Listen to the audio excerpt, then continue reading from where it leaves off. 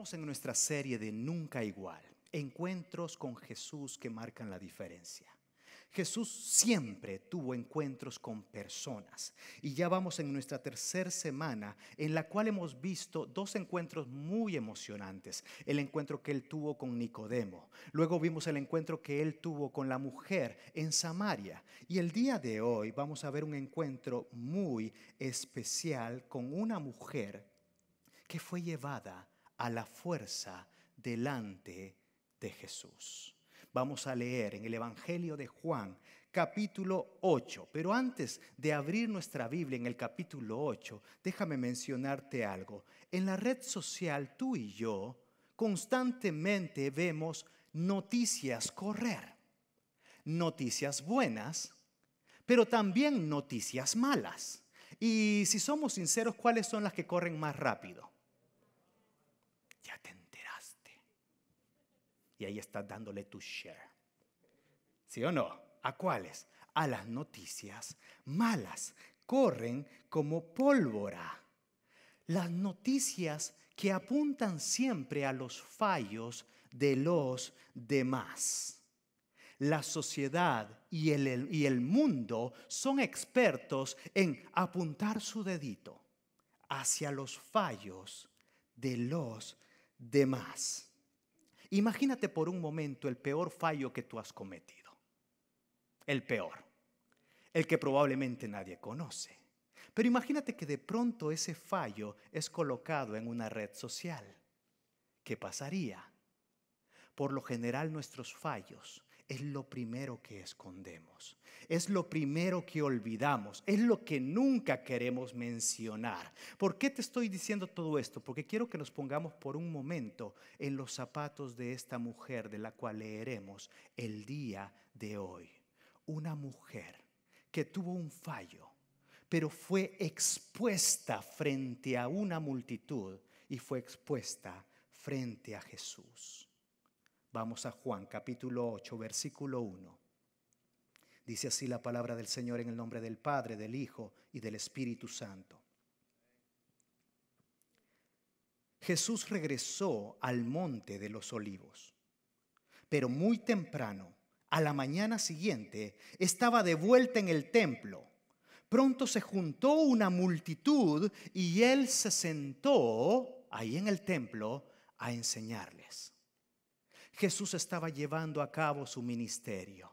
Estaban en las fiestas del pueblo y él llegó al templo a enseñar a las personas. Ahora lo increíble es que las personas comenzaron a rodear a Jesús, a recibir sus enseñanzas. Y cuando él estaba enseñando, dice el versículo 3, mientras hablaba, los maestros de la ley religiosa y los fariseos le llevaron a una mujer que había sido sorprendida en el acto de adulterio. La pusieron en medio de la multitud. Maestro, le dijeron a Jesús, esta mujer fue sorprendida en el acto de adulterio. En la ley de Moisés manda apedrearla. ¿Tú qué dices? Intentaban estas personas tenderle una trampa a Jesús para que dijera algo que pudieran usar en su contra. Pero Jesús se inclinó y escribió con el dedo en el polvo. Como ellos seguían exigiéndole una respuesta, él se incorporó nuevamente y les dijo, muy bien, pero el que nunca haya pecado, que tire la primera piedra. Luego volvió a inclinarse y siguió escribiendo en el polvo. Al oír eso, los acusadores se fueron retirando uno tras otro, comenzando por los de más edad, hasta que quedaron solo Jesús y la mujer en medio de la multitud. Entonces Jesús se incorporó de nuevo y le dijo a la mujer, ¿dónde están los que te acusaban? ¿Ni uno de ellos te condenó? Ni uno, Señor, dijo ella. Yo tampoco, le dijo Jesús. Vete y no peques más. Yo he titulado el mensaje del día de hoy, una nueva oportunidad. Una nueva oportunidad. No se sabe muy bien en qué parte de la historia de los libros de la Biblia, de los primeros libros, de los originales, llegó este pasaje. Pero en este pasaje sí podemos ver muy claramente y de manera muy convincente el carácter de nuestro Dios. Dios es un Dios de amor y de nuevas oportunidades. Eso hay que dejarlo siempre bien en claro, iglesia. Dios es un Dios de amor y es un Dios de nuevas oportunidades. Aquí tenemos a una mujer que fue llevada a la fuerza frente al maestro, frente al rabí, frente a la persona que había estado con Nicodemo, frente a la persona que había ido a Samaria a buscar a una mujer y que ahora está en una situación en la cual están preguntando, ¿qué dice Jesús de esto? Para nosotros, en nuestra vida, mis amigos y mis hermanos, algo que nunca podemos perder de vista es qué dice Jesús de nosotros. ¿Qué dice Jesús de nuestra vida? Yo te quiero regalar una frase y esta tienes que anotarla muy bien en algún lugar. Anótala así, mira. Todos o muchos tendrán siempre una opinión de mi vida, pero lo importante es lo que Jesús dice de mí. Déjate la repito para que la mastiques bien. Todas las personas tendrán una opinión de quién tú eres, de qué es lo que debes hacer. Pero algo que tú nunca debes perder en tu vida es siempre ver a lo que Jesús dice de ti. Algunos de los escribas y de los fariseos se oponían a las enseñanzas de Jesús. Esto lo puedes leer en casa en el capítulo anterior, el capítulo 7. Verás como en ese capítulo se ve a muchos religiosos que estaban siempre criticando o en contra de las enseñanzas de Jesús, a pesar de que muchos estaban escuchando sus palabras, estaban recibiendo sus milagros, estaban creyendo en Él como el Mesías. Pero ¿por qué este grupo de personas se oponían a Él, a Jesús? La razón era que ellos no podían soportar que Jesús estaba encontrando con pecadores como Zaqueo. Cada vez que Jesús rompía algo de la ley a sus propios puntos de vista, ellos comenzaban a inquietarse. Tampoco podían soportar el hecho de que Jesús proclamaba tener la autoridad de Dios y ser el Hijo de Dios. Jesús comenzaba a impactar la vida de las personas con sus palabras. Ellos comenzaban a creer en Jesús como el Mesías. Definitivamente los fariseos tenían que hacer algo ante esto. Tenían que callar a Jesús. No podían dejar de que Jesús creciera en popularidad. Ellos debían estorbar los encuentros que Jesús estaba teniendo. Algo muy similar a lo que vivimos hoy en día. Escúchame bien, iglesia. Siempre saldrán circunstancias que tratarán de evitar que tú tengas un encuentro con el Maestro. Todo estará bien durante la semana, pero el domingo algo pasó. Te levantaste más cansado que de costumbre. ¿Te ha pasado, sí o no? La cama estaba más deliciosa que de costumbre. Siempre habrá algo que tratará de evitar que tú tengas encuentros con Jesús. Porque si tú tienes encuentros con Jesús, tu vida cambia. Porque si tú tienes un encuentro con Jesús, tu vida es bendecida. Porque si tú tienes un encuentro con Jesús, tu matrimonio comienza a ir en un rumbo diferente. Pero atención, porque a pesar de que le damos ese aplauso a Dios, tú y yo debemos estar al tanto de esto. ¿Qué es lo que te estorba para que tú tengas encuentros con Jesús? Los fariseos lo sabían. Y volvamos al pasaje. Ellos sabían que el rabí sabía y cumplía la ley. Pero también sabían que Jesús amaba a los pecadores. Entonces le traen un plan diseñado ¿para qué? Para encontrar una ocasión de la cual poder acusar a Jesús y decir, todo esto no tiene resultado. Pero Jesús tenía un plan diferente. Déjame decirte otra cosa más. No existe un plan perfecto en contra de Dios. Parecía el plan perfecto, pero no existe un plan perfecto en contra de Dios. No hay un plan que venga de parte del enemigo que pueda detener a Dios. Ese amén salió muy flaco. Porque el enemigo quiere estorbar tu vida. quiere distraerte, pero Jesús te va a encontrar y Jesús te va a amar sin importar lo que el enemigo esté colocando a tu alrededor. No existe un plan perfecto para detener a Jesús, porque Jesús no solo conoce las acciones, Jesús va más allá. Jesús conoce las intenciones que nos llevan a realizar ciertas acciones. Vamos a Juan capítulo 7, 24, el capítulo anterior. Jesús le da una frase a sus discípulos que dice así: miren más allá de la superficie para poder juzgar correctamente. Palabras del maestro. ¡Wow! Miren más allá de la superficie para poder juzgar correctamente. Por eso cuando hablamos de una nueva oportunidad, vamos a hablar de punto 1. Para juzgar correctamente, debo ver más allá de la superficie. Para juzgar correctamente, debo ver más allá de lo que está encimita, de lo que te cuenta, de lo que tú ves en el Face. ¿Qué es el Face, pastor? La red social.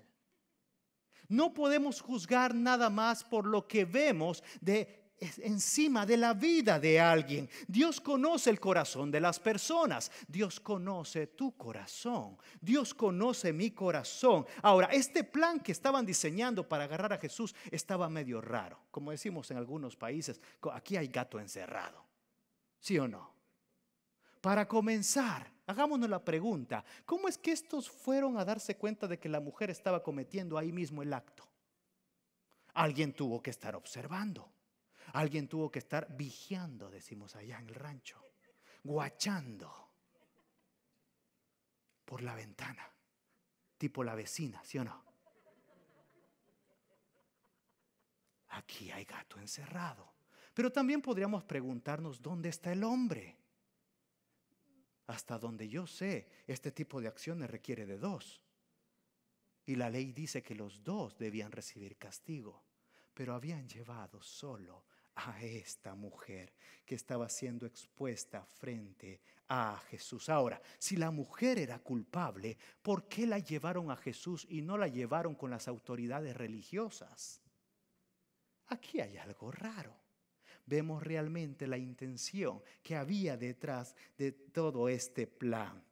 Y como dice el versículo 6, intentaban tenderle a Jesús una trampa para que dijera algo que pudieran usar en su contra. Está el plan, aparentemente perfecto. Y la pregunta era: ¿qué es lo que Jesús va a hacer con esta mujer? A ellos no les importó la mujer, a ellos no les importó la multitud. Ellos estaban esperando algo. ¿Qué Jesús va a decir de esta situación tan complicada? El estudioso Meyer dice la siguiente frase, fíjate: es terrible que un pecador caiga en las manos de sus compañeros pecadores.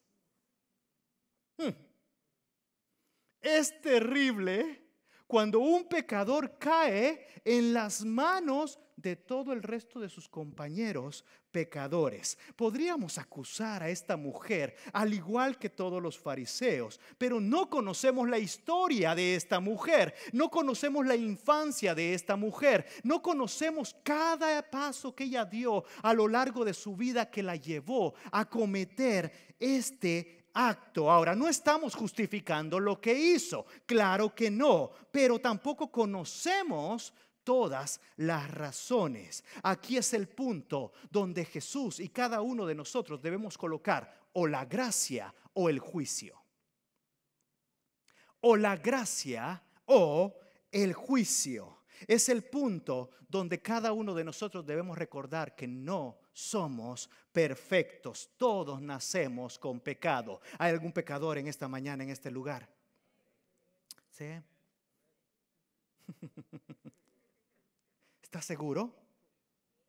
Pero pastor, yo no hago cosas malas. La Biblia dice que el pecado viene en nosotros. Es parte del paquete que nos regalaron, ¿cierto? Algo que tú y yo no pedimos, pero ya venía. Tú y yo nacemos siendo pecadores. Por eso, como dice nuestro pastor, nuestro señor pastor Jared, me gustó esta frase que él puso. Mira, la gracia fluye cuando miramos nuestro pecado y no el pecado de los demás. La gracia fluye cuando tú y yo miramos nuestro pecado, nuestro error, nuestra falta de Dios y dejamos de ver los errores de los demás. Pero el juicio fluye cuando nosotros dejamos de ver nuestro pecado y nos enfocamos en el pecado de los demás. Gracia o juicio. Tú escoges una de las dos. Ahora, el juicio sale cuando nosotros comenzamos a creernos buenas personas, cuando comenzamos a ver nuestros hogares y vemos y pensamos que todo está perfecto, cuando dejamos de ver nuestro corazón que constantemente nos lleva por un rumbo diferente, y es ahí donde emitimos el juicio. ¿Ya te fijaste en la hermana Francisca? Uy, me acordé que aquí tenemos una Francisca. No estoy hablando de ti, Francisca. Casi siempre trato de decir nombres que no hay en la congregación.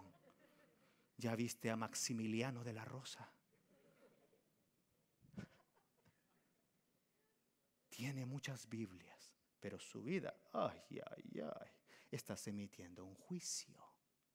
La gracia fluye cuando tú y yo reconocemos que somos necesitados de Dios. No somos una iglesia de perfección. No existe la iglesia de perfección. Somos una iglesia lavada con la sangre del Cordero y es Él el perfecto. Por eso nosotros debemos tener bien en claro que la gracia es importante. No estamos justificando el pecado. Atención, iglesia. Los fallos no están bien. El pecado no está bien, pero tampoco debemos ser rápidos para juzgar y para emitir un juicio sin saber todos los detalles de la circunstancia. La Biblia dice, pero Jesús se inclinó. Escuchaba todo lo que le decían. Mira esta mujer. Él se inclinó y comenzó a escribir con su dedo en la tierra. Algunos dicen, probablemente estaba escribiendo los 10 mandamientos. No tendrás otro Dios. Otros dicen que probablemente comenzó a ver los corazones de los demás y comenzó a escribir el pecado de cada uno de ellos. Ahí está Lilian, Alain. Otros dicen que estaba haciendo solo garabatos, dando tiempo para algo que iba a suceder. Esto es algo muy importante, iglesia. ¿Qué hacemos tú y yo cuando alguien viene con una lista de acusaciones de alguien más? Deberíamos de hacer lo mismo que hizo el maestro. ¿De qué me hablabas, perdón? De Laura. Ay, Laura, no. ¿De quién, perdón? Jesús nos deja una lección muy práctica de lo que tú y yo debemos hacer para mostrar la gracia de nuestro Dios, del Dios al cual le cantamos. Cuidado, iglesia, para emitir un juicio justo no nos podemos quedar nada más con la superficie. El versículo de Juan 7:24 nos lo dice. Miren más allá de la superficie para poder juzgar correctamente.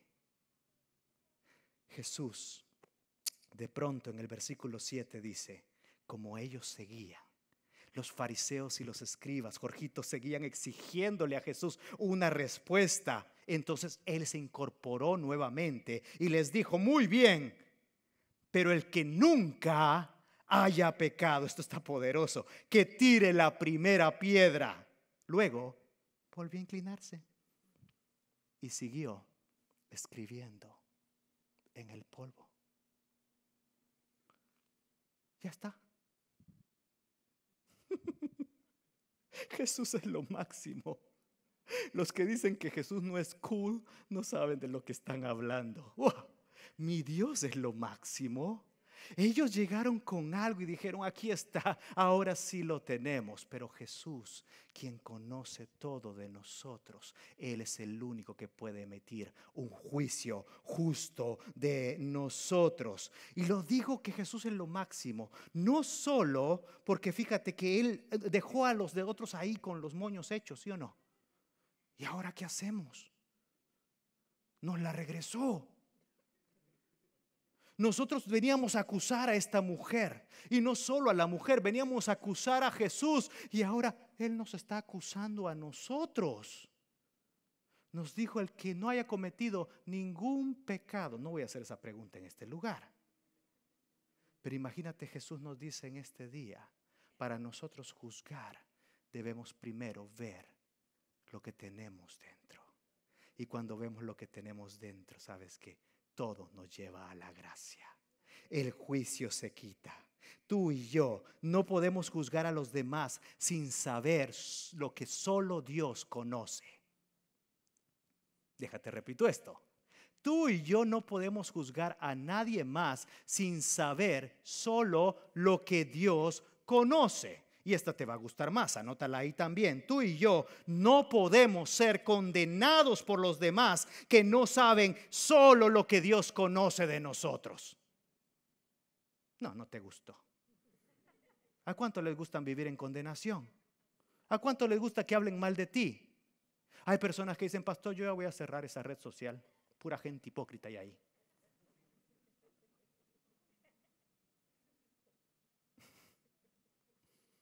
No importa lo que digan de ti, nadie te puede condenar, porque solo Dios conoce lo que tú has vivido. En la ley, el primero que veía la falta era el primero que lanzaba la piedra. Pero en este pasaje podemos ver que ninguno de ellos se atrevió a hacerla. Probablemente ninguno de ellos quería ser expuesto. Si yo la tiro, van a decir que yo era el que andaba mirando estas cosas. Uno por uno comenzaron a irse de ese lugar. Ya no hubo un juicio, o más bien, sí hubo un juicio cargado de gracia. Jesús mostró a esta mujer el amor que probablemente nunca había recibido en toda su vida. Jesús tuvo compasión de ella, y es que Jesús tiene compasión de los pecadores. Jesús tiene amor por los pecadores. Nos ha amado a ti y a mí. Entonces, el punto 2, fíjate, para tener esta nueva oportunidad, debo tener un corazón arrepentido y dispuesto a cambiar. Debo tener un corazón arrepentido y dispuesto a cambiar. Jesús miró lo que había en el corazón de los acusadores, pero también miró el corazón de la mujer. Y Dios sabe cuando en nosotros hay un corazón arrepentido. Por eso yo quiero decirte algo en esta tarde. No es suficiente con decir que queremos cambiar. No es suficiente con decirle a la señora, hoy sí voy a cambiar. Hoy sí, te lo prometo. De veritas, le voy a echar ganas. No. Si tu corazón no está arrepentido y con una disposición a cambiar, simplemente estás dando una vuelta en círculos que te va a llevar exactamente al mismo lugar. Debemos tener un corazón como el de esta mujer, que solo Dios lo pudo ver. La mujer fue llevada para recibir un castigo, pero en lugar de eso, debido a su corazón arrepentido, lo que recibió fue amor. Debido a su corazón arrepentido, lo que recibió es compasión. Debido a ese corazón que solo Dios puede ver, ella recibió misericordia y una nueva oportunidad. ¿Alguien quiere una nueva oportunidad de parte de Dios? Dios conoce tu corazón y Él sabe lo que hay dentro de ti. Él sabe que no hay perfección, pero Él solo está buscando algo, un corazón arrepentido, contrito y humillado, dice la Biblia, que esté dispuesto a decirle, Señor, hoy sí. Quiero buscarte con toda mi vida. Quiero que arregles mi hogar. Quiero que arregles mi familia. Quiero que arregles mis emociones. Pero para eso debes tener un corazón arrepentido y dispuesto a cambiar. Jesús, el único que pudo haber tirado la primera piedra, no lo hizo. Siempre que encuentras a Jesús, Jesús siempre te va a recibir con los brazos abiertos. Jesús no está esperándote aquí con el cincho, como decimos en El Salvador, con el cinturón para decirte, a ver, venga. ¿Y tú qué hacías de chiquito cuando te decía tu papá, venga? No, te agarrabas fuerte, ¿cierto? De donde pudieras. Yo no voy, que venga, le digo.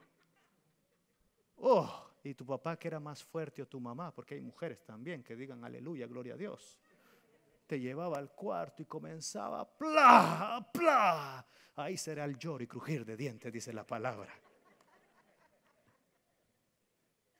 El Dios que yo veo en la Biblia no es un Dios que tiene un cincho diciéndote, a ver, venga, cochinote.